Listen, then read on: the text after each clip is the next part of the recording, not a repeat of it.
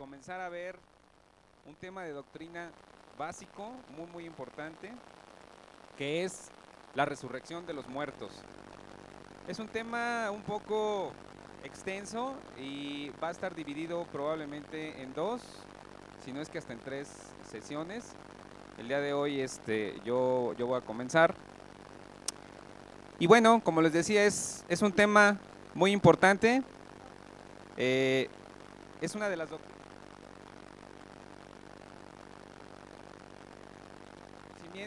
de algunas otras corrientes filosóficas como los budistas,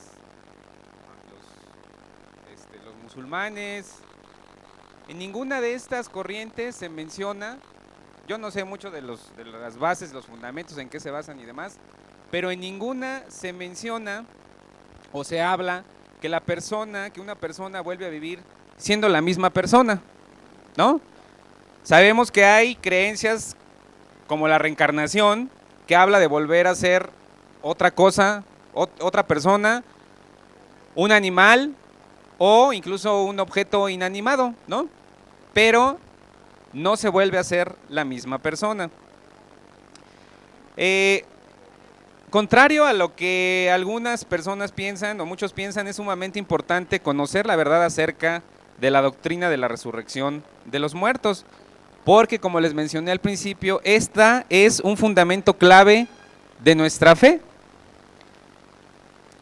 En primer lugar, lo que establece el fundamento de nuestra fe es la resurrección de Jesucristo. ¿Por qué? Pues porque Él fue el primero que resucitó. Esta doctrina está íntimamente ligada a la resurrección de Cristo de entre los muertos, pues si Él resucitó, esta es la parte número 2, también está muy ligada a que si Él resucitó, entonces nosotros también podemos esperar que resucitaremos con Él. En el curso de doctrina básica que se da los domingos, que para que ustedes estén aquí es porque ya la debieron de haber tomado, se habla de los 3 distintos tipos de muerte. ¿Qué significa muerte? Separación, ¿verdad? Y en este curso de doctrina básica, a ver el que tenga muy buena memoria, ¿cuáles son los 3 tipos de muerte?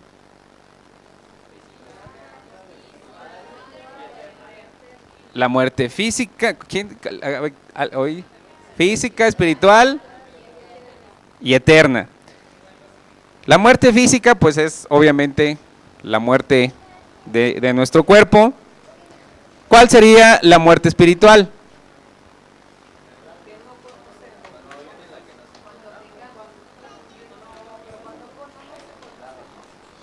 ¿Cómo?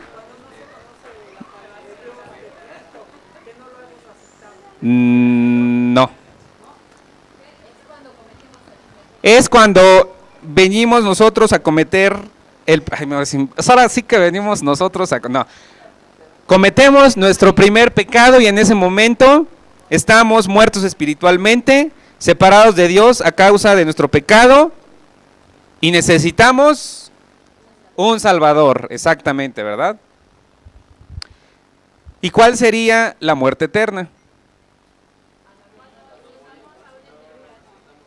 Cuando nos vamos a una eternidad sin Dios, por ahí. A ver, ¿alguien más que redondee la idea? ¿Cuándo no qué?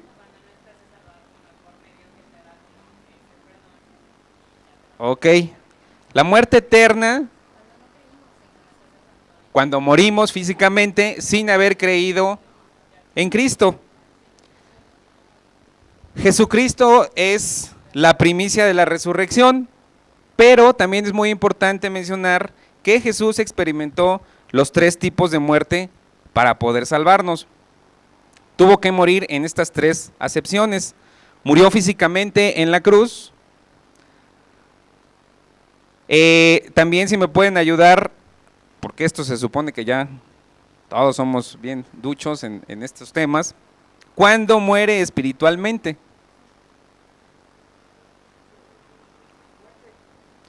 ¿Cuándo Cristo muere espiritualmente? Vayan rápidamente a buscar Mateo 27:46.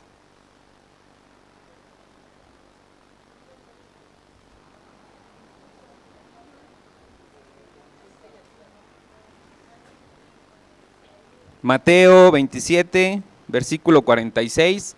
Si alguien lo puede leer con voz potente. 27:46.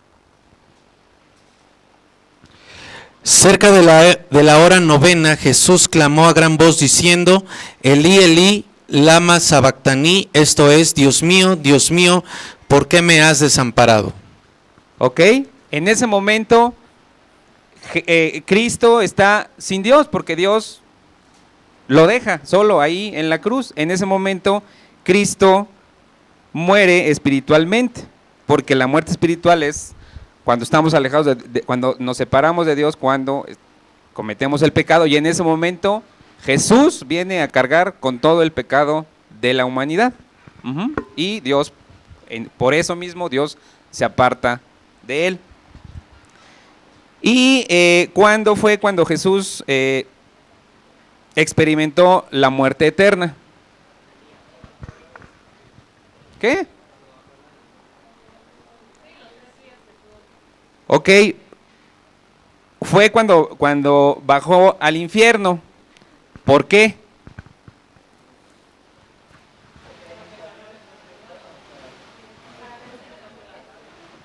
Para vencer a la muerte, o sea, sí fue para vencer a la muerte, pero no. O sea, sí estaba cargado con los pecados, sí fue para vencer a la muerte, pero no experimentó muerte eterna por eso. ¿Alguien más? Ahora, algo muy importante es que tomar en cuenta que en el infierno no hay tiempo. Ajá. Entonces, ahí en ese, bueno, en el infierno, ay Dios mío. En ese lugar no hay tiempo, por lo tanto, ahí estuvo su muerte eterna, porque estuvo en ese lapso de tiempo, no sabemos cuántas, porque no hay tiempo ahí. Es atemporal precisamente, entonces, es que es así como medio contradictorio, ¿no?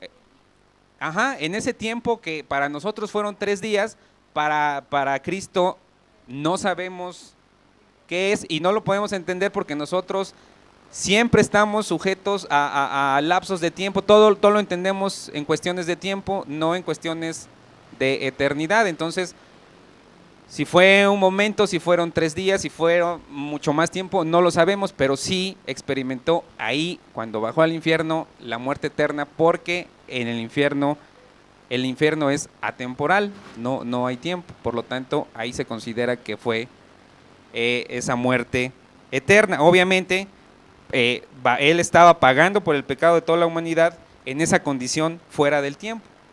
¿Ok? Sí, Tete.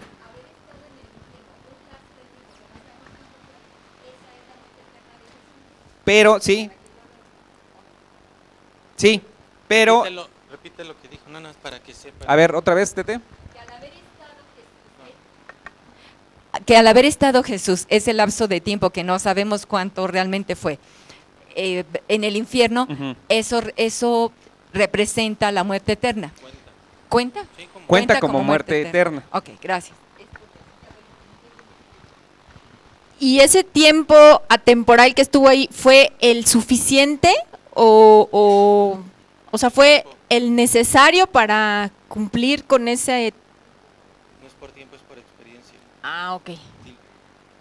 Ah, bueno. ¿Lo puedes decir? No. Que no es por tiempo, es por experiencia. Ajá. Sí, pues es que no, ahí no podemos hablar de lapsos de tiempo porque no hay tiempo. Yo tengo una duda. Adelante, Radio. Yo tengo muchas, Sí. pero voy a ver si te puedo ayudar. Si se supone que para tener una muerte eterna, se supone que es cuando no crees en Cristo, cuando eres, bueno, antes de tener la muerte física. ¿Y cómo es posible que Jesús tuvo una muerte eterna si obviamente creía en Dios? Porque cuando vino la muerte espiritual de Jesús, que lo acabamos de ver en Mateo 28, 27:46, ahí Dios se separa de él. Incluso en el infierno, pues es un lugar donde está el pecado, entonces tampoco puede estar ahí presente Dios. Ahí está la muerte eterna. ¿Sí? ¿No? ¿Sí o no? O más o menos. Sí, pero nada más para modificar un poquito o ajustar un poquito. Jesús no creía en Dios. Era Dios. Jesús era Dios. Sí. ¿Sí? Él tenía una relación. Porque él hizo precisamente eso es el sacrificio, lo que en la Iglesia Católica se llama vicarios, en representación en sustitución de quién, De todos ti. nosotros. Y tenía que experimentar la muerte en todos los aspectos, en todos los niveles. Y por eso es que venció la muerte en todos los aspectos y en todos los niveles. O sea, sin deberla, sin haber necesidad de que muriera, murió por ti. ¿Sí? Sí. Cumplió todo, era perfecto. Y murió, como si fuera el peor de los pecadores. ¿Sí? Sin serlo. Él es la primicia de la resurrección porque es el primero que muere y resucita. Y debido a esto, porque Él muere y resucita, ¿qué pasó? No escuché. No, Lázaro no resucitó antes que él. Ah, ese es un asunto muy interesante, el de Lázaro. A Lázaro no lo resucitó. Hijo, no me acuerdo cuál es la palabra que... Lo revivió. ¿Qué diferencia hay? Ah, te lo va a explicar el Lo que pastor. pasa es que no es la resurrección profetizada Ajá. en la que se creía. Entonces lo volvió a la vida. Ujú. Él va a resucitar. Sí. ¿Sí? Lázaro va a resucitar junto con nosotros. Porque la resurrección implica un nuevo cuerpo. Igual a la hija de Jairo también. Lázaro revivió en su cuerpo mortal, en su cuerpo corrompido. Y siguió viviendo varias... Siguió viviendo y murió y va a resucitar con un cuerpo celestial. ¿Sí? Aprovecho para los pastores que nos están viendo, cualquier pregunta, por favor, porque este tema es muy importante, doctrinal, entonces acá estamos al pendiente de todas sus preguntas, por favor. Porque Él muere y resucita, todos los demás vamos a morir y resucitar. Hay aquí una pregunta que yo mismo me hacía y yo mismo me respondí. Ah, qué bueno soy. Y los que van a ser arrebatados cuando venga el arrebatamiento, ¿qué va a pasar? ¿No? También ellos van a morir porque, como bien decía ahorita el pastor, vamos a tener que cambiar ese cuerpo. Este cuerpo tiene que morir. Y vamos a tener, como dice la palabra, cuando resucitemos, cuerpos glorificados. Va a ser otra cosa. Esto que tenemos ahorita ya no va a ser. Incluso a los que estén vivos en ese momento que regrese Cristo por todos nosotros, los que estemos vivos también vamos a morir. Este cuerpo va a morir, este cuerpo físico va a morir. ¿Ok? Pregunta acá. Híjole, Gerson, se me hace que no va a llegar ni al tema. Entonces, no es lo mismo que te cremen a que te entierren. ¿O sí? ¿No tiene nada que ver? No, pues una te entierran y otro te creman. No, perdona, no. El sentido de mi pregunta es si necesitas ese cuerpo o no. No. No. Ok, ya ok, no. Cualquiera de las dos termina siendo polvo. Sí. ok. O sea, te queman en 3 horas o te entierran y te haces polvo En unos años. un lapso de muchos años, pero llegas a lo mismo. Sale. O sea, esto ya no va a ser Importante, y ese es- necesario. Y eso es lo maravilloso de la resurrección, que vamos a hacer, nuestra esencia va a ser lo mismo, pero este cuerpo ya no va a ser. Este cuerpecito Ya no Ya va a no, ser ya no necesario. va a ser. Gracias. Si gustan buscar, Primera de Corintios 15, 20 y 22.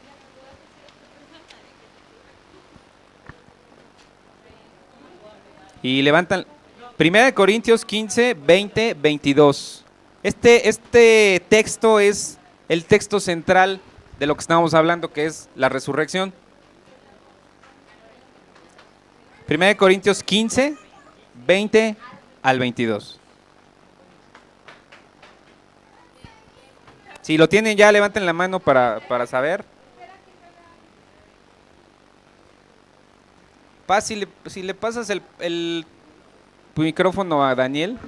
Sí, perdón, estaba buscando el texto.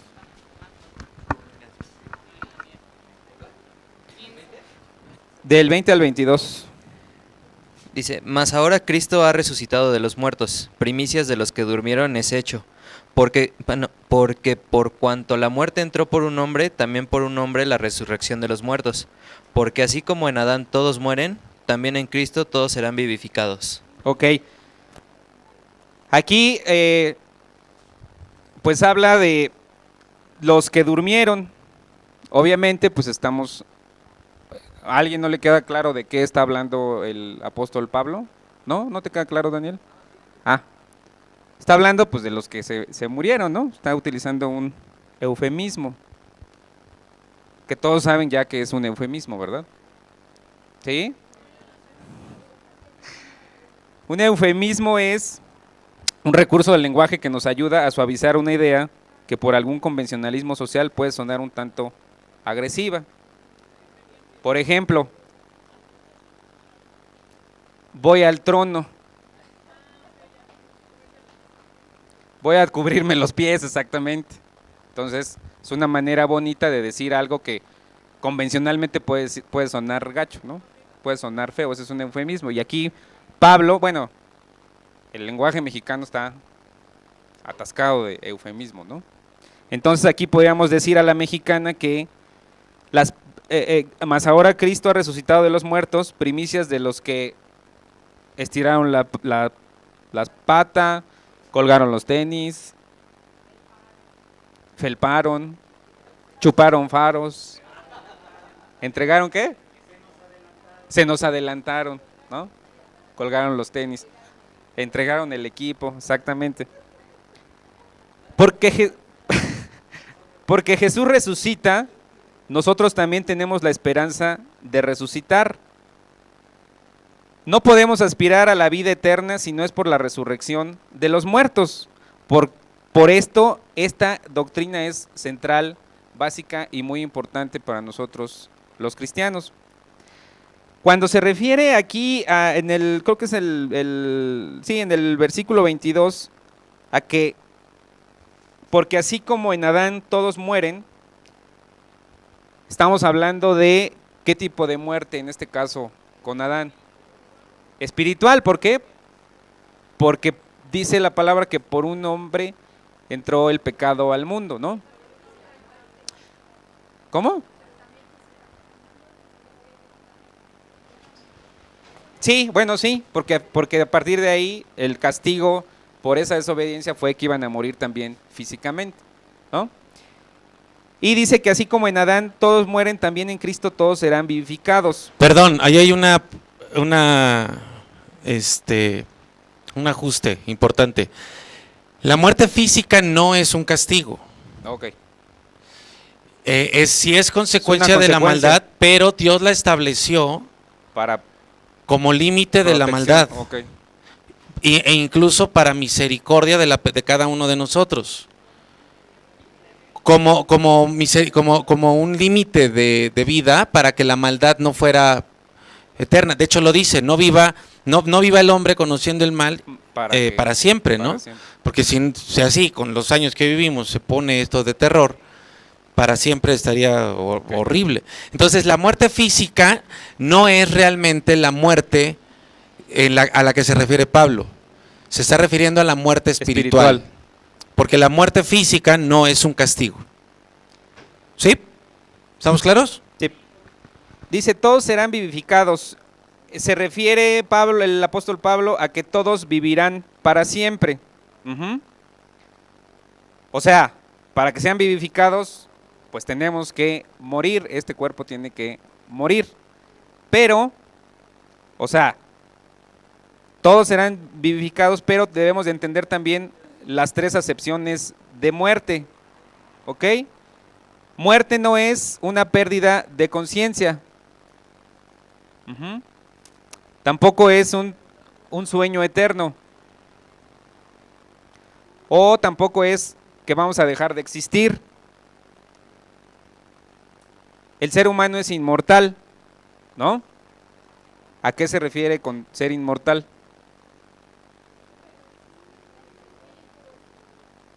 ¿Cómo? ¿Por qué? Dios es eterno, ¿no? ¿Por qué Dios es eterno? Porque no tiene principio. El hombre es inmortal, ¿por qué es inmortal en esos términos? Porque tiene principio, pero no tiene fin, exactamente. El ser humano es inmortal, a diferencia de Dios que es eterno. Nosotros por siempre vamos a ser nosotros, muriendo, físicamente, o viviendo. Luego entonces, todos vamos a pasar por la resurrección, pero aquí viene lo más importante. Vamos a pasar por la resurrección, ¿para qué? ¿Para muerte o para vida? ¿De qué depende esto? De la fe en Cristo, exactamente. Cristo hace posible la resurrección tanto para los que creen como para los que no creen. Los que sean arrebatados también, la resurrección, algo muy importante es que la resurrección no es solamente volver a vivir.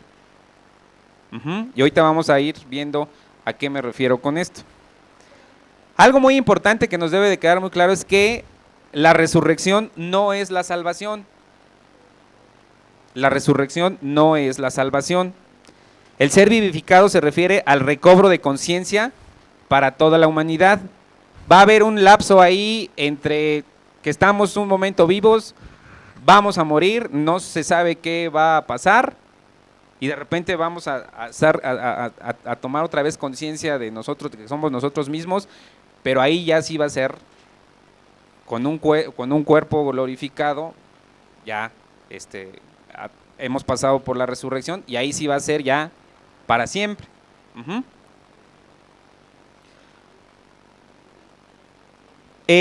Algo muy importante es que también Pablo nos advierte acerca de tener cuidado en obviar la resurrección de los muertos. Si gustan buscar 1 Corintios 15, 16 al 18.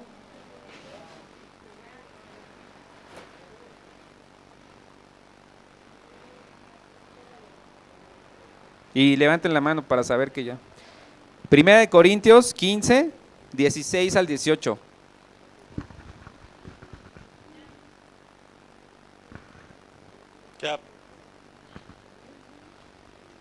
Si le pasas el micrófono a la señora Guzmán,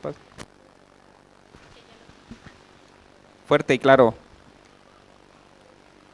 Porque si los muertos no resucitan, tampoco Cristo resucitó. Y si Cristo no resucitó, nuestra fe es vana, aún estando en nuestros pecados. Aún estáis en vuestros pecados. Entonces también los que durmieron en Cristo son perdidos. Ok. Estos versículos nos muestran algunas razones por las cuales es importante estudiar esta doctrina. La primera de ellas es que, obviamente, pues la resurrección de Cristo es muy importante. Y es tan importante que forma parte de nuestra decisión de creer en Cristo y ser salvos. Romanos, yo se las leo, Romanos 10, 9, dice que, bueno, estas ya se las voy a leer, pero ya se las deben de saber, ¿no? De memoria. Claro. Que si confiesan con su boca que Jesús es el Señor y creyeres en tu corazón que Dios le levantó de entre los muertos, serás salvo. Ajá. Ahora de memoria. Ahora escondan las Biblias y los teléfonos y nada. Dice,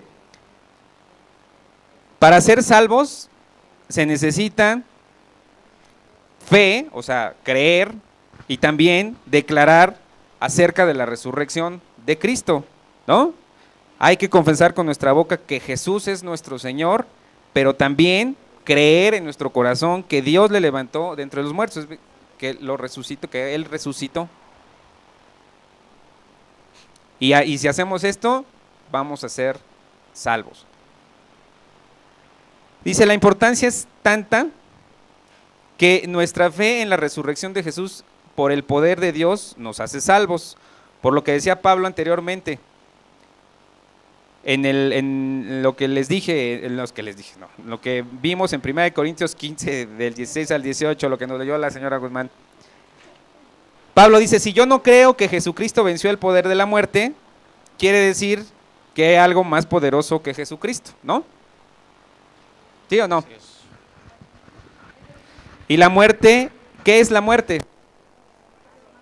Pero en relación al pecado, la muerte es la paga del pecado, por tanto el pecado sería más fuerte que Cristo, ¿no? Aunque Él no hubiera pecado, se echó encima el pecado de todo el mundo, y si Cristo no resucitó, pues entonces se echó a sus espaldas algo mucho más fuerte que Él. Afortunadamente, Cristo resucitó, ¿no? En Apocalipsis se habla de la muerte segunda, que es la experiencia de morir e irse eternamente al infierno, lo que veíamos, lo que es la muerte eterna. Cristo venció ese poder resucitando, y nuestra fe en ese hecho es lo que nos da la salvación. ¿Sí? Esto es muy, muy importante, porque de repente se nos olvida. Nos metemos de repente en nuestra rutina, en nuestra vida, en lo que tenemos que hacer, lo que dejamos de hacer y demás, y se nos olvida que nuestro Dios es un Dios vivo.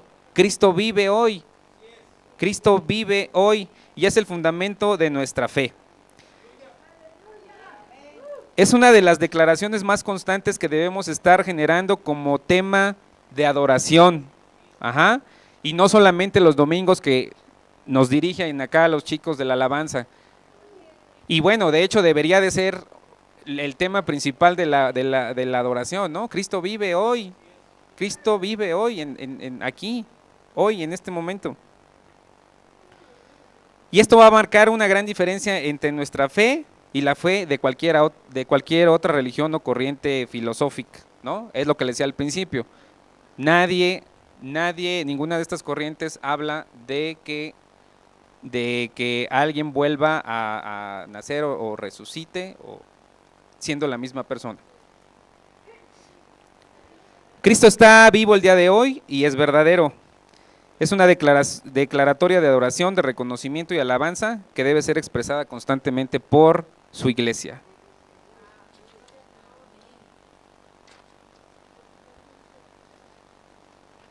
Otra importancia, perdón.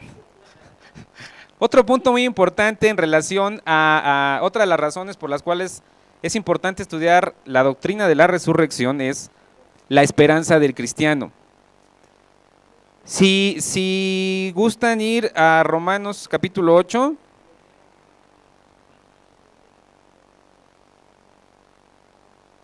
del versículo 26.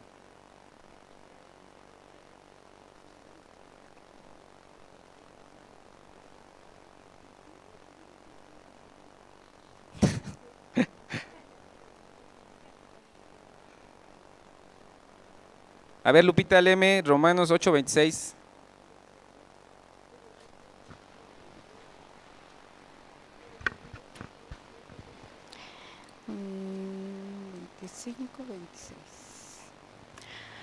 Asimismo, en nuestra debilidad el Espíritu acude a ayudarnos. No sabemos qué pedir, pero el Espíritu mismo intercede por nosotros con gemidos que no pueden expresarse con palabras. Ok. Dice que se utiliza aquí la palabra gemido, que se refiere a un quejido o un llanto ahogado. En este versículo, cuando el apóstol Pablo habla de este gemir del Espíritu, también dice que no sabemos orar como conviene. Y no sé si algunos de ustedes haya tenido esta experiencia de que en algunas iglesias esto lo utilizan como doctrina, ¿no? De que hacen, basándose en este versículo, hacen a la gente echar sus gemidos indecibles y dicen que están hablando en lenguas, y como son gemidos indecibles, pues quién sabe qué estarán diciendo, ¿no? Incluso aquí de repente los domingos escuchamos gemidos indecibles, ¿no? Entonces hay que sacarlos a los que veamos emitiendo gemidos indecibles, hay que darles un zape, un codazo. Esto es una enseñanza errónea, ¿verdad? También, por ejemplo, en Romanos 8, 22, 23.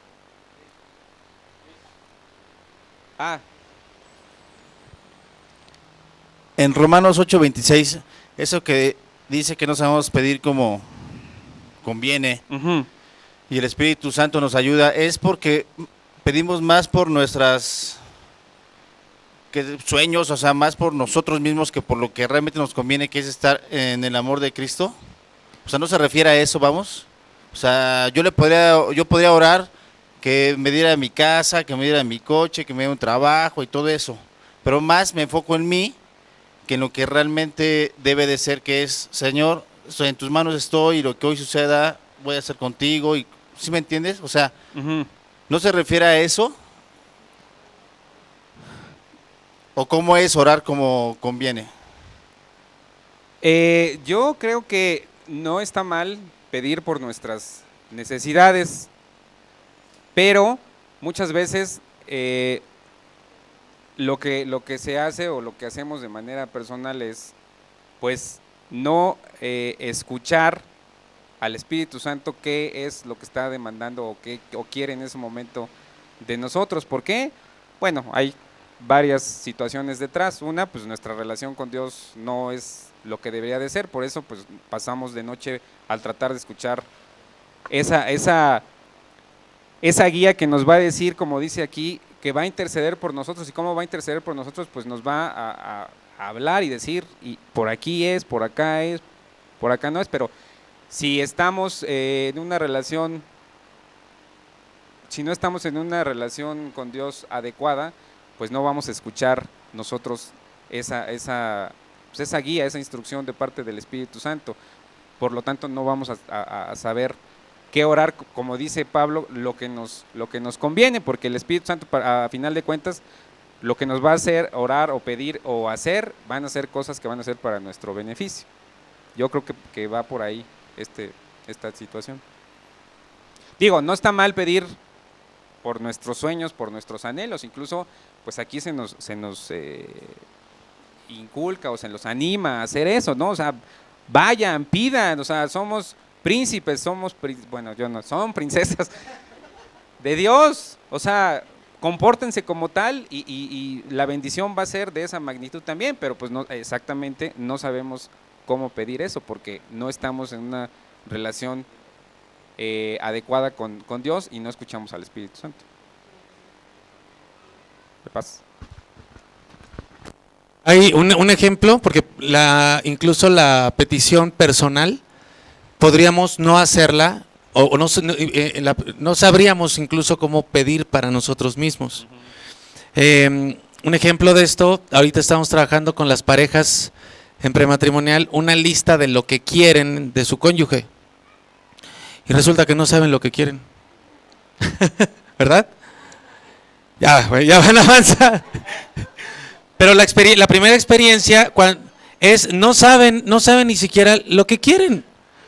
Entonces, muchas veces, ahí la palabra clave es lo que nos conviene. O sea, tú crees que te conviene esa casa. Y resulta que no, al final va a ser lo peor, ¿no? Una carga, una maldición. Ahora, en algunas ocasiones sí tendríamos, el Espíritu Santo nos llevará a decir, pide para ti, pero también pide para los demás, ¿no? O busca la bendición de los demás, intercede por los demás. Porque también eso conviene, ¿no? ¿Quién pediría bendición por su enemigo? de inicio, ¿verdad?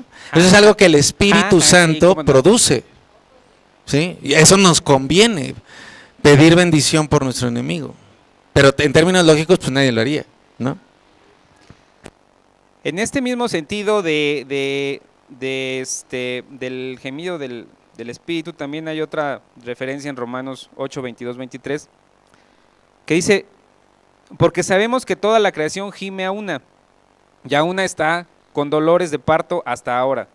Y no solo ella, sino que también nosotros mismos que tenemos las primicias del Espíritu, nosotros también gemimos dentro de nosotros mismos, esperando la adopción, la redención de nuestros cuerpos. Estamos hablando de que una de las razones importantes para estudiar y conocer perfectamente la doctrina de la resurrección es que también es una esperanza para el cristiano. Entonces, en ese sentido, lo que nos dice aquí Pablo en la carta a los Romanos es que nosotros gemimos dentro de nosotros mismos. Y este gemido, o sea, la razón de este gemido es una esperanza y una expectativa que tenemos de ser adoptados y redimidos. O sea, por algo, una esperanza de algo mejor de lo que hasta donde estamos ahorita. Es una pregunta de Sergio Mancera. No queda muy claro lo que hacen otras iglesias utilizando Romanos 8:26 y tampoco queda muy claro por qué está mal. Si pudieran aclararlo, se los agradezco. La razón es que ellos, la referencia que hacía Cristian a algunos grupos o iglesias, es que quieren establecer Romanos 8:26 como un texto que respalda las lenguas, el uso de las lenguas. Entonces Romanos 8:26 no está hablando de las lenguas, que es un don del Espíritu Santo, pero lo quieren basar ahí. Hay todo un capítulo, que es el capítulo 12 de la primera carta a los Corintios, que habla de cuál es el don de lenguas y cuál es el lugar del don de lenguas, que es el menor de todos los dones. Y hay que buscar todos los dones. Pero Romanos 8:26 no establece una base bíblica para el ejercicio del don de lenguas, sino establece una relación íntima con el Espíritu Santo, que genera en nosotros lo que está diciendo Cristian, una esperanza de algo mejor, porque eso es lo que nos conviene, aunque dentro de nuestro marco no lo veamos lógico, ¿no? No. Ahora, aquí dice que todos gemimos. ¿Ustedes se han escuchado gemir? Yo sí. ¿Qué pasó? Es un llanto ahogado. Esto lo hacemos de manera inconsciente, no vamos a estar ahí todo el día escuchándonos gemir, ¿no? No es una expectativa consciente, aún siendo cristianos, pero sí es una esperanza permanente de ser adoptados y redimidos. Y este gemido, una manera en la cual se manifiesta este gemido es en nuestra condición, en nuestra imperfección de nuestra condición humana. Todos tenemos una condición de imperfección, aunque nos veamos muy guapos y hermosos por fuera. Todos tenemos una condición de imperfección, tanto física como emocional y como espiritual. Y algo muy sencillo, un ejemplo de esto es, un ejemplo de esta imperfección física es el cansancio, ¿no? Podemos ver, por ejemplo, a Adri, que está manifestando de manera consciente y fehaciente esa imperfección, esa condición de imperfección física por el cansancio. Sí, también la emocional es que si no nos salen como las cosas como nosotros queremos, pues ¿qué nos pasa? Nos desanimamos, nos deprimimos, nos enojamos. Y esto también es una muestra de nuestra imperfección emocional. Y espiritualmente, ¿cómo se manifestaría esa imperfección?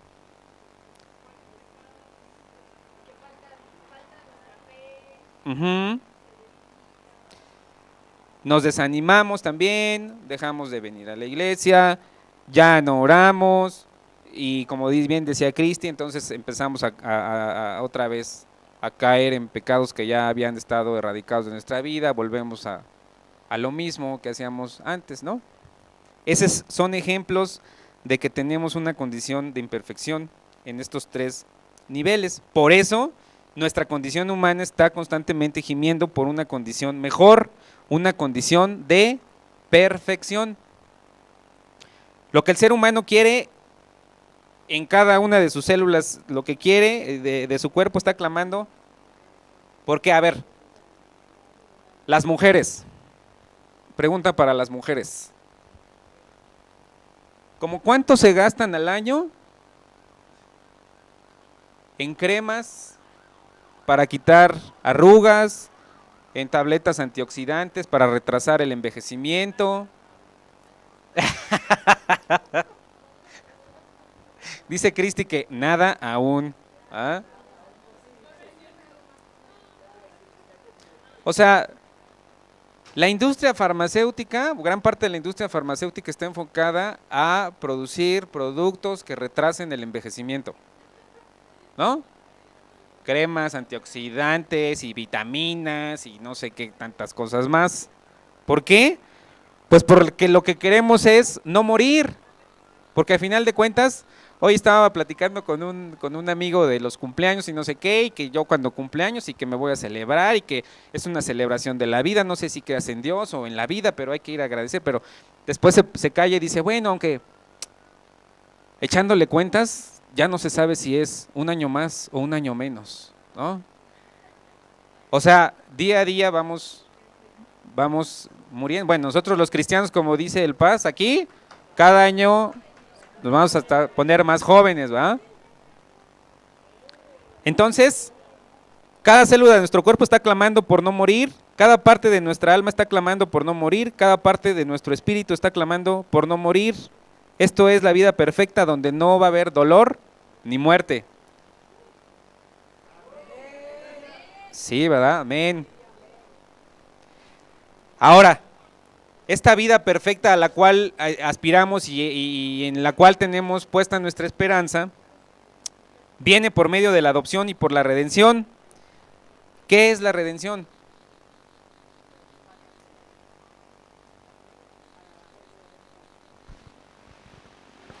Fuerte, no les dé miedo. Ajá, pagar por algo para rescatar algo. Y no hay un acto de mayor amor que pueda existir que adoptar, porque es un ejercicio donde se usa plenamente la voluntad. Cuando nosotros tenemos hijos, pues no los escogemos, ahora sí que, pues como salgan, ¿no? Lo que salga. Lo que salga es bueno. Yo lo que le decía a Julia es mi esposa, para los que no saben, es que yo le decía que me quería casar con ella para ver qué salía de juntar sus genes con los míos. Pues soy biólogo, lo siento. Y gracias a Dios salieron buenas combinaciones. Y después de ya que tenía 3, me decían, oye, ya, párale. Les decía, no. Bueno, cuando llevaba 2, decía, vamos por el tercero, no, párale ya, no. ¿Por qué? Porque los buenos genes hay que clonarlos, ¿no? En fin. Amén. Amén. Pero en el acto de adopción estamos plenamente conscientes. Cuando alguien va a adoptar a un bebé o a una persona, pues ya la conoce, ya sabe cómo es físicamente, incluso también cómo es emocionalmente, ¿no? Y aún así es capaz de adoptarla con pleno conocimiento y con plena voluntad.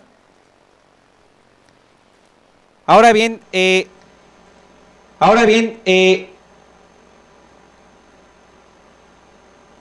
esto está. Algo que es muy importante aclarar, por ejemplo, es que si ya hemos creído en Cristo, ¿por qué aún no viene esa perfección? ¿Por qué todavía nos cansamos? ¿Por qué todavía nos desanimamos? ¿Por qué todavía? A ver, ¿cómo por qué se les ocurre?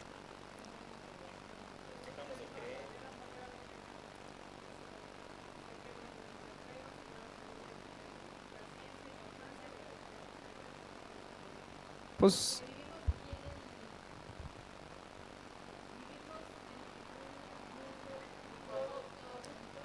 exactamente, estamos viviendo en un mundo que, como dice aquí también Pablo, la creación también gime, la creación también está gimiendo porque anhela esa condición de perfección.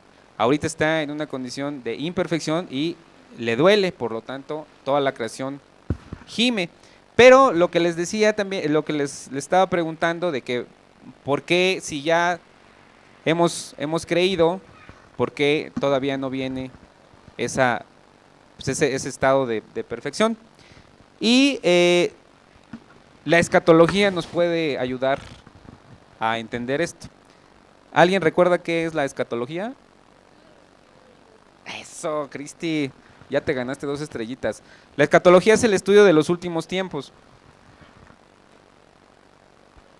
¿Cuándo comenzaron estos últimos tiempos?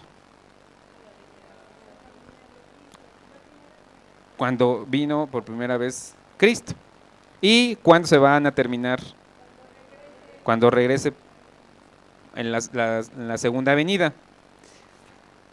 Los que vivimos estos últimos tiempos, vivimos lo que se llama una tensión escatológica.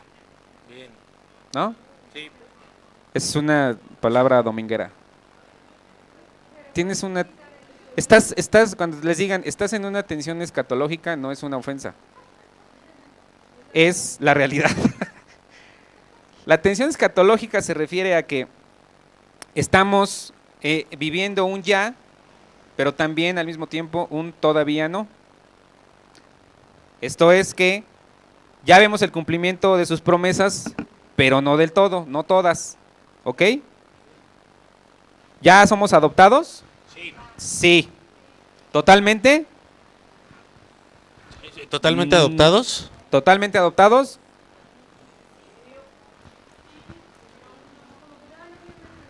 No.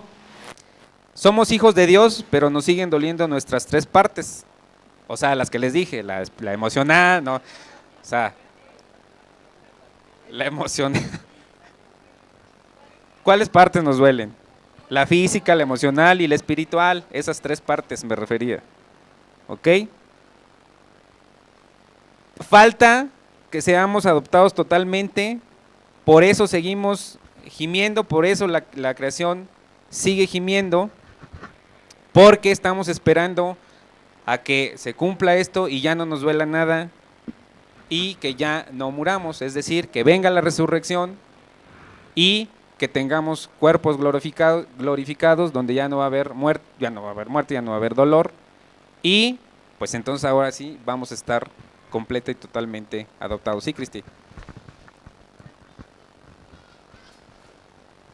Cristi, la que no usa cremas. Aún. No, para menores de 30, sí.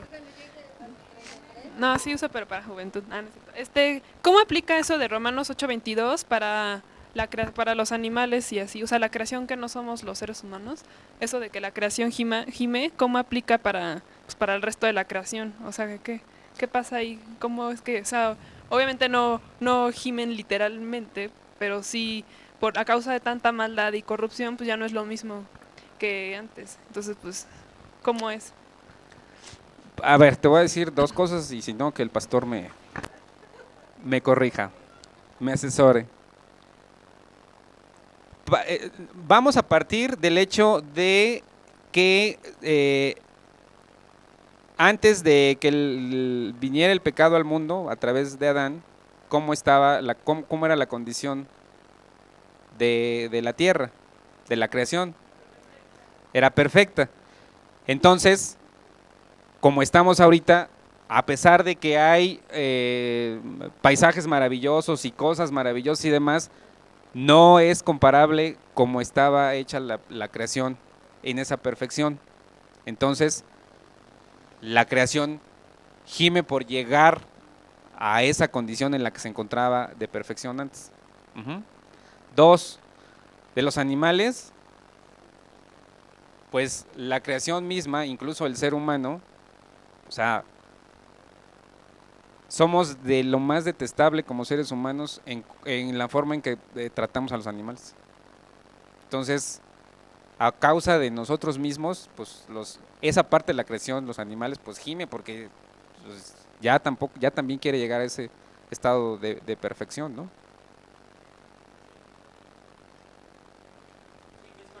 Es para completar, precisamente todas estas cuestiones del cambio climático es una manifestación Por del ejemplo, gemido, claro. ¿no?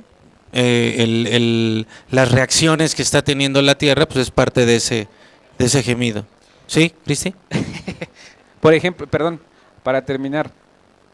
O sea, hay cosas impresionantes de la Tierra. O sea, paisajes maravillosos y cosas que dices, wow, imagínate cuando sea perfecto. Como el Cerro del Judío. El Cerro del Judío le falta una pizca para ser perfecto. ¿No? Imagínate cómo va a ser. Jane. Pregunta a Pablo, dice que por qué... A Pablo que venga y me las pregunte personalmente.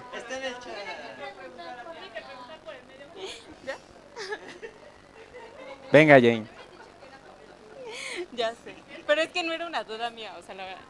Dice que por qué duele la espiritual si el espíritu está hecho totalmente nuevo y sin defecto. Por eso ya no quise ponerme a decir de qué habla. Dile que otra vez, porque no escucharon acá. Dice que por qué duele la espiritual si el espíritu está hecho totalmente nuevo y sin defecto.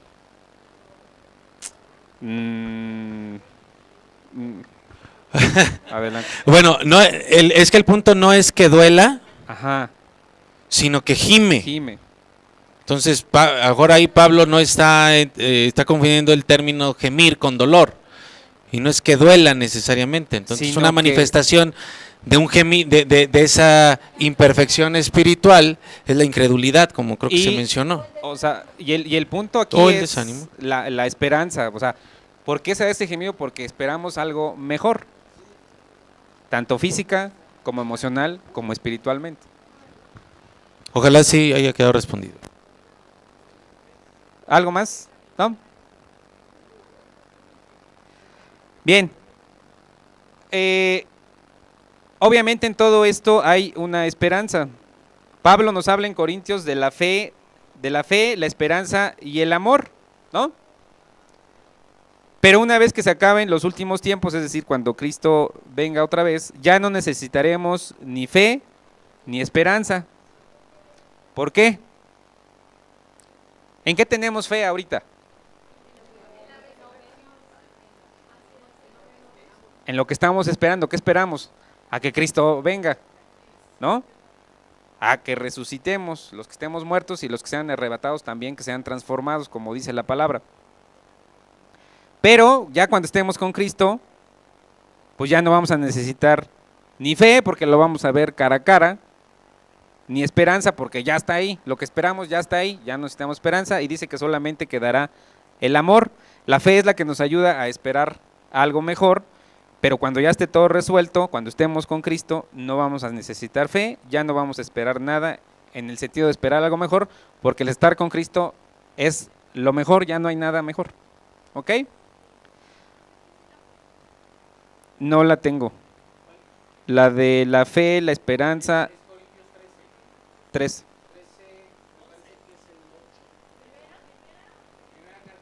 Primera carta a los Corintios 13 y ahorita me pasan el versículo. Del 1 hasta el último, uno de esos. Dice también, otra de las razones por las cuales, Primera de Corintios 13:13, lo de la fe, la esperanza y el amor.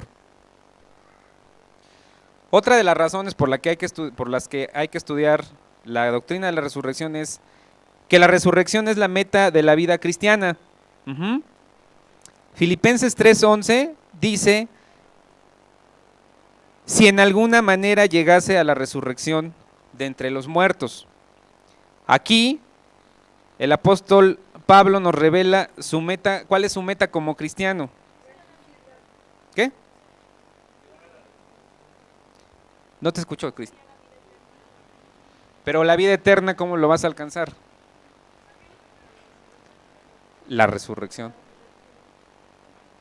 Y ya que estés, o sea, primero viene la resurrección, ya que estés con ese cuerpo transformado, entonces de ahí, ya, a partir de ahí empieza la vida, bueno, sigue la vida eterna, pues. Ajá. Sí, Carlos. Tengo una duda entonces, porque en Juan 11, cuando Juan se encuentra con Marta en el camino, cuando va a resucitar a Lázaro, Jesús le dice que Él es la resurrección y la vida. Y si crees, y le pregunta que si crees, el que le dice, déjate leo, dice, yo soy la resurrección y vida, el que cree en mí, aunque esté muerto, vivirá. Y le pregunta si cree, y le dice que sí, que ella lo ha creído. Entonces, si nosotros ya creemos en Cristo y confiamos en Él, ¿cómo puede ser una meta futuro si Él en sí mismo es la resurrección? Órale, vas, paz. Esto es precisamente de lo que les he estado hablando con mucha insistencia de un tiempo acá, de que la salvación y creer en Jesucristo no es levantar una mano, no es venir a una iglesia, no es participar en un ministerio, sino es lo que dice Filipenses 2, que es ocuparnos de nuestra salvación, es vivir nuestra salvación. Romanos 10, 9, cuando dice que confesemos, es una confesión permanente. Entonces el mismo Pablo lo que está manifestando cuando dice esperando llegar a la resurrección, él mismo está diciendo, yo vivo hoy, sí con la seguridad, pero también con la búsqueda hasta el último día de mi salvación y de llegar a la resurrección. Entonces es una cuestión permanente, o sea, hay que vivirla, dicho de alguna manera, hay que vivir como si hoy hubiéramos entregado nuestra vida a Cristo, cada día, ¿sí? Entregando todas las áreas de nuestra vida.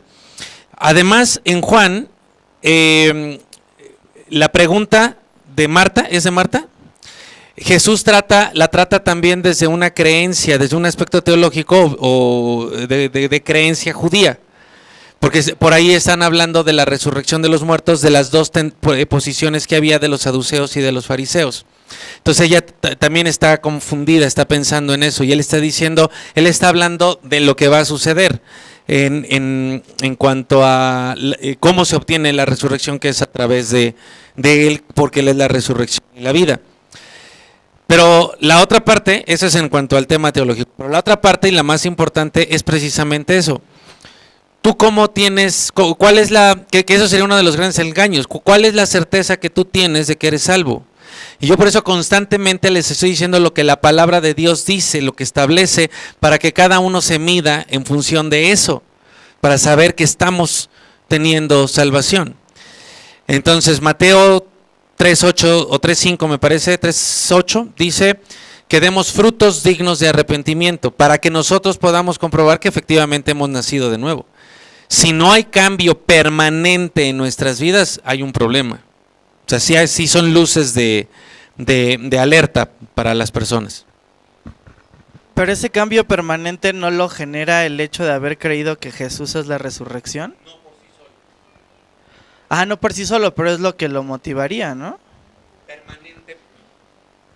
No por sí solo y permanentemente. ¿Quién pone el poder para cambiar? ¿Quién pone la fe? ¿Cuándo? En cada momento. Pero el engaño de la salvación es creer que hace 20 años yo levanté mi mano y entregué mi vida a Cristo y ya, no tengo nada más que hacer. No, es día a día. Eso que pasó ese día es día a día, día a día, día a día. Hoy hay áreas en tu vida que necesitan ser transformadas y es la misma mecánica que el día que entregaste tu vida a Cristo. Es la misma, rendirnos por completo a Él. Por eso Pablo escribe en el 12, presenten sus cuerpos en sacrificio vivo, santo, agradable a Dios, de manera voluntaria, ¿sí? Transformándonos, acciones permanentes, presentes continuos, por medio de la renovación de nuestro entendimiento. Cada clase es importante, cada curso es importante. Entonces, si alguien está sentado, que es lo que les he dicho, si alguien está sentado aquí con la idea de estar cumpliendo con un requisito de la iglesia Río de Agua Viva, pues está muy mal. Está aquí, por eso, yo creo que nos ha pasado a muchos, por eso es que pues de repente empiezas a chatear, empiezas a distraerte porque crees que por estar aquí es cumplir algo. No, algo va a decir la persona que está allá enfrente, algo va a decir el domingo a las 11, al domingo a la 1, que te va a ayudar a transformarte, ¿sí? Porque esa es una necesidad permanente y constante que nos confronta a nosotros mismos con la realidad de que somos salvos y que estamos viviendo nuestra salvación. Ok. La resurrección es la meta de la vida cristiana y a Pablo le quedaba perfectamente claro.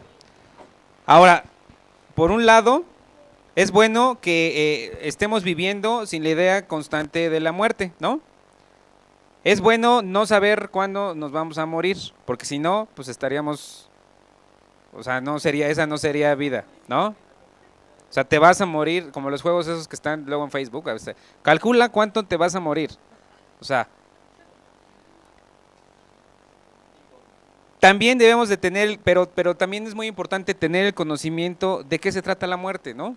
Y tenerlo ahí a la mano para nosotros mismos y también para cuando nos pregunten, echar mano de ese conocimiento y decir, mira, la muerte física, la muerte eterna, la muerte espiritual, así, pero no estar constantemente viviendo de, me voy a morir, ¿no? Con temor. Sabemos que nos vamos a morir, ¿no? O sea, todos nos vamos a morir. Los que hayan creído o no hayan creído, nos vamos a morir, ¿ok? Pero para nosotros, los que hemos creído, es algo maravilloso. Va a ser un mero trámite la muerte, ¿no? En un momento vamos a cerrar los ojos, este cuerpo va a dejar de respirar, no sabemos qué va a pasar, vamos a volver a abrir los ojos, ¿y qué creen? Ya vamos a estar con Cristo, cara a cara. Ajá. Sin gemidos. Ya no va a haber dolor, ya no va a haber llanto. Ya están consumadas las cosas. Esto es lo que debemos tener en mente cuando algún familiar muere, obviamente un familiar creyente. Debemos estar conscientes de que es por un tiempo, solamente por un tiempo que no vamos a ver a ese familiar o a ese ser querido, porque ya está viviendo y en ese momento está con su Señor, con su Salvador, con su Creador, ¿no? Y ese también es nuestra esperanza. Por eso debemos de compartir, para que tengamos la certeza de que cuando se muera mi mamá, cuando se muera mi papá, cuando se muera mi esposa, va a ser un rato nada más, donde no la voy a ver, pero allá nos vamos a ver con él, ¿no? Vientos. Sí, en línea con lo que decía el pastor, si todo el tiempo nos tenemos que ocupar de nuestra salvación y es un proceso, una decisión permanente, entonces el concepto bíblico de perfección, de que nada te falte, ¿es algo a lo que aspiras o es algo que todo el tiempo está sucediendo? O sea que cuando yo decido estar todo el tiempo ocupándome de mi salvación y todo el tiempo entregando todo, puede que ahí yo ya sea perfecto, o es algo que tú alcanzas como, ya alcancé a ser perfecto. O sea que ya no me falta nada, pero si todo el tiempo va a haber algo que cambiar de tu vida, entonces ¿cuándo eres perfecto de que nada te falte? O sea, ¿dónde entra ahí?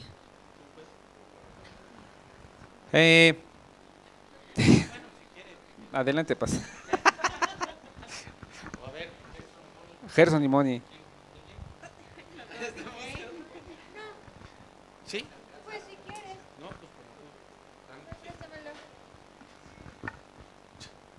Si es que me da toque. Aquí la cuestión es la siguiente, sí, pero todos vamos a alcanzar la perfección, o sea, sí tiene que ser nuestra meta alcanzar la altura del varón perfecto. Entonces todo el tiempo nosotros estamos buscando esa estatura, ¿cierto?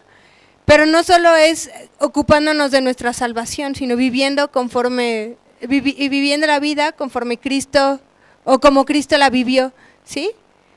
O sea, en algún momento sí la vamos a alcanzar, pero no por ocuparnos de nuestra salvación, o no solo con eso es como la vamos a alcanzar, ¿sí? Yo, ¿puedo? O sea, en relación a lo que dice Moni, yo creo que aquí, como dice la palabra, aquí no vamos a llegar a un estado de perfección. Vamos a estar en la búsqueda constante de ser más parecidos cada vez más a Cristo. Y como dice el pastor, pues hay que estar al pendiente de nuestra salvación y de dar frutos que reflejen ese cambio, que reflejen esa salvación, pero la perfección, como dice aquí, se va a alcanzar cuando seas resucitada y tengas ese cuerpo glorioso, perfecto, cuando ya no haya dolor. Hay dos conceptos importantes para poder tener claro esto todos. La perfección se maneja en dos sentidos distintos, son dos palabras diferentes. Cuando, por ejemplo, Santiago menciona la perfección, para que seamos perfectos y cabales, Santiago 1, 4, que no nos falte nada. Está refiriéndose a estar completos, a que vivamos una vida sin que nos haga falta ninguna pieza, ¿sí? Pablo también refiere a esto en segunda carta a Timoteo 3:17, cuando dice que la palabra es eficaz, cuando dice que toda la escritura fue inspirada por Dios y es útil para enseñar, para redarguir, para instruir en justicia, para corregir y para instruir en justicia, dice, a fin de que el hombre de Dios sea enteramente preparado para toda buena obra. Entonces, esa palabra preparado es un término marítimo que se refiere a un barco, a un barco transatlántico, ¿no? Que tiene está equipado para enfrentar cualquier tipo de clima, cualquier tipo de adversidad. Así tiene que ser el Hijo de Dios en la tierra. Esa es perfección. Pero en Corintios, cuando habla de perfección, se está refiriendo a una condición sin maldad, sin corrupción. Entonces, en ese sentido, no vamos a ser perfectos hasta que estemos en la eternidad. Pero aquí sí vamos a ser perfectos, no solamente podemos, sino debemos de ser perfectos en el otro término, en el estar completos, en lo que se nos presente, nosotros lo vamos a superar, vamos a ir a través de ese mar, de esa adversidad, lo que sea. ¿Ok? Ok. Bien. 15. Ya para terminar.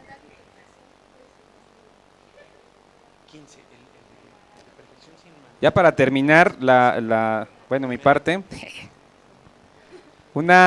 otra razón por la cual debemos de estudiar la doctrina de la resurrección es que es una verdad que inspira santidad. Y esto es muy importante porque en este mundo en el que vivimos, pues la filosofía del mundo, ¿cuál es? Vive tu vida como quieras porque nada más se vive una vez, ¿no? Prueba de todo, haz de todo, porque ya cuando te mueras, ya, bye, ¿no? Todas estas filosofías dicen que aproveches el momento porque después ya no vas a tener nada, cuando te mueras ya no vas a, ya hasta ahí llegaste. Pero el saber que existe la resurrección de los muertos nos fija límites de protección para cada uno de nosotros. Porque las decisiones que tomamos aquí en la tierra tienen repercusiones eternas. Aunque no todas las decisiones tendrán repercusión eterna, ciertamente el punto y el meollo del asunto aquí es que no sabemos cuáles de estas decisiones sí van a tener repercusión eterna y cuáles no. ¿Ok? Lo más maravilloso de esto es que esto de que cuáles sí y cuáles no van a tener repercusión eternas esto está sujeto a la misericordia de Dios, ¿ok? Todos los días tomamos, a ver, venga, 5 minutos porque le tengo que dar el micrófono al ¿A qué te refieres con ¿Consecuencias o qué dijiste? Repercusiones Repercusión eternas. Ajá. O sea, un ejemplo. Ok. Todos los días tomamos decisiones. Siempre estamos tomando decisiones. Todo el tiempo estamos tomando decisiones. Pero una decisión que tomes, por ejemplo, qué ropa te vas a poner ese día, pues no va a tener repercusión eterna, ¿no? En su caso sí,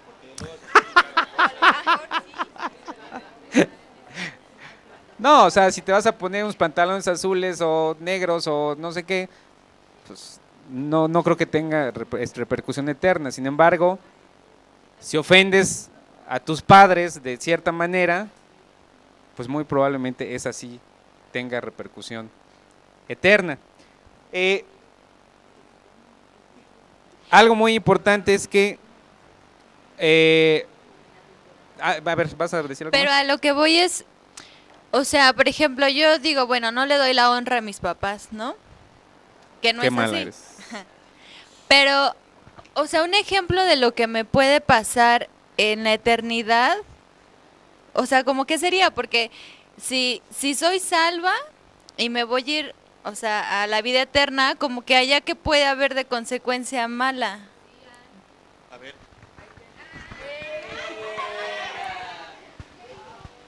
Sí hay.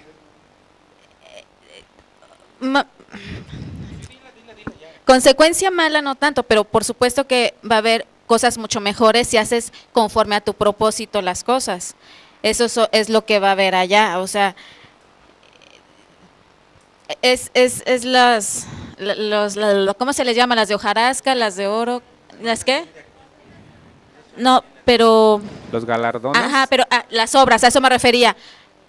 A esas, pero no tiene consecuencias allá. Sí, ¿no? Sí. Estás en el camino. Sí. Sí. A lo que... Pues sí, es que si haces las cosas conforme a tu propósito...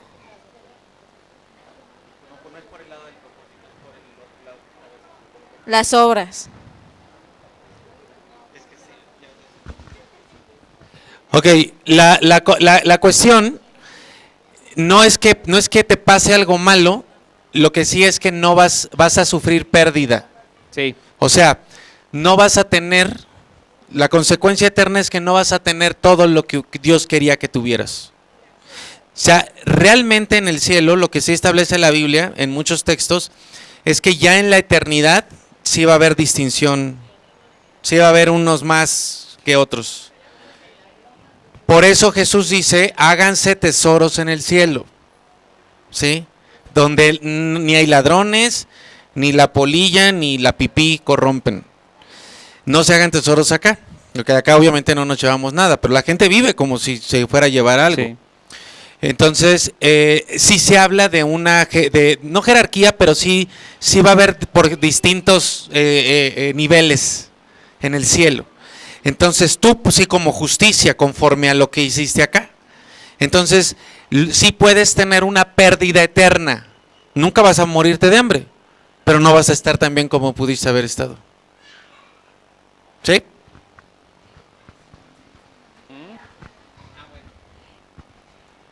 Mencionaste que no sabemos cuáles sí tienen, qué decisiones tienen repercusión eterna y qué decisiones no.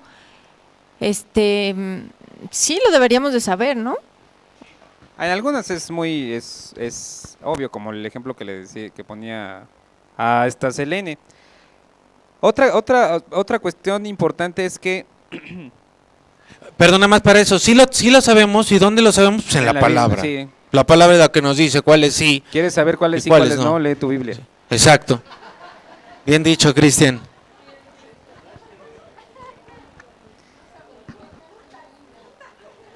Híjole, ya le paro, ¿no? Aquí. Lo siento, Gerson. Va a seguir ya le voy a parar yo aquí, va a continuar, falta todavía ver muchos subtemas de este tema doctrinal básico y muy importante, que es la resurrección de los muertos. Si tienen preguntas, por favor, mándelas. el pastor Gerson, el pastor Héctor o yo si puedo se las contestaré. Buenas noches y le doy el micrófono al pastor.